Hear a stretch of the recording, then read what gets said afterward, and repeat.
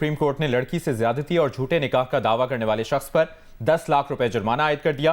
Chief justice Yahya Afridi की सरबराही में 3 रुकनी bench ने दरखास्त गुजार की अपील खारिज कर दी।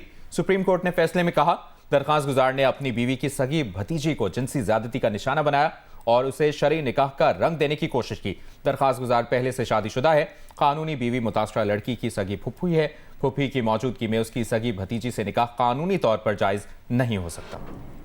दरखास्त गुजार ने कानूनी रुकावट से बचने के लिए अपनी पहली बीवी को तलाक देने का मन घड़त दावा किया। इंसानियत सोच फेल को छुपाने के लिए झूठी कहानी घड़ी जिसका कोई कानूनी सबूत नहीं। सुप्रीम कोर्ट ने दरखास्त गुजार को मुतासरा खातून से पैदा होने वाले बच्चे का हयातियाती वालिद करार दिया और कहा कि निकाह साबित न होने के बावजूद हयातियाती वालिद बच्चे को ना नफका देने का कानूनी और अखलाकी पाबंद है।